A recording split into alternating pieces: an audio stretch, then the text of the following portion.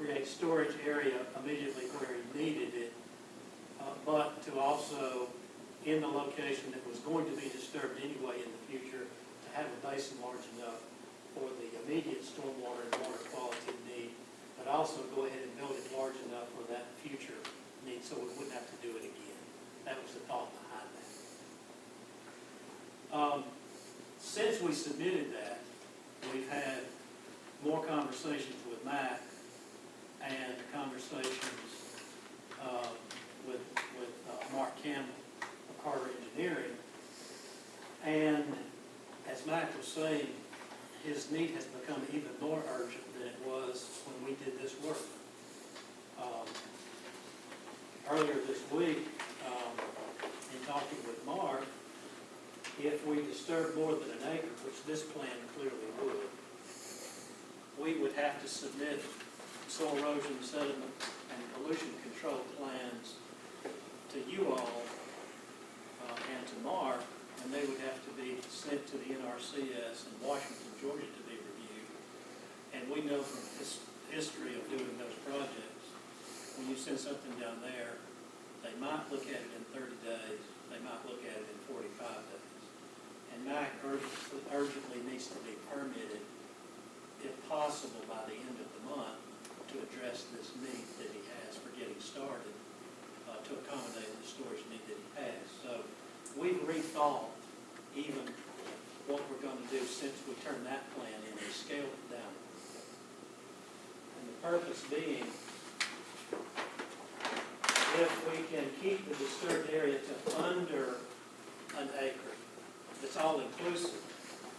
The area that we were going to pave was going to be under an acre anyway, but if we were going to do the pond back there, that was going to be considered the larger. So doing the pond that we had to do for this was what was going to trigger that. So what we decided to do then was take this area and basically move it a little bit to the left as you're looking at it. And then put in a smaller pond here and then sheet flow the water to the pond and put in a ditch around this paved area to catch all the water so that this area here, although it's not engineered yet, this is conceptual, but we think it's going to be close to being what it will take, so that he can create this area for additional storage and then this area for stormwater. Then in the future, you'll notice from that previous drawing, the building actually goes on top of this. So all of this area was going to be graded anyway when he does the future development. So although some of the paving here would be wasted, the majority of the area, though, is still going to be graded and used to accommodate the future plan. So we're here today really to explain what it is that we're doing.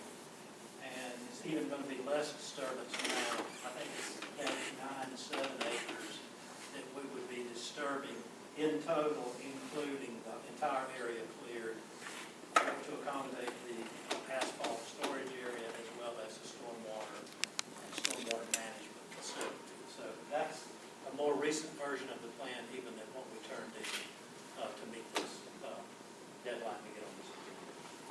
So that's really it in a nutshell. We're going to try to work closely with Mark Campbell and Carter Engineering over the next few weeks to try to, if they'll accommodate us, and try to get this to their satisfaction.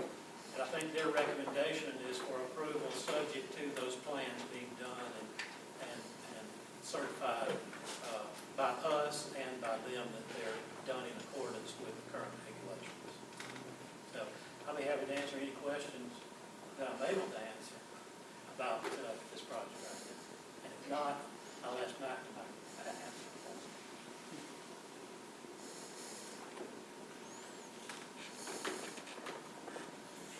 Yeah, I'm just curious. On my plan, it shows an old water tower bill.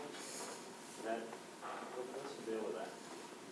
Well, it's undetermined whether we're going to do away with that. I mean, eventually we will do away with it, but in the effort of expediency, we showed it there because we don't have a contract. We haven't gotten a contractor to tell Mac and Judd how much it's going to cost to do away with those footings. The tower is gone, but there are some pretty gigantic footings out there And not knowing what the cost was gonna be to get rid of those, I just left them there for discussion purposes. We just talked today, Max able to, for a reasonable price, to get somebody in there and demolish those. I think they're too big to be loaded and lifted. I think they're gonna have to be jackhammered and crushed in some fashion, so that they are actually manageable. But when we did the plan, I really didn't know exactly what we were doing.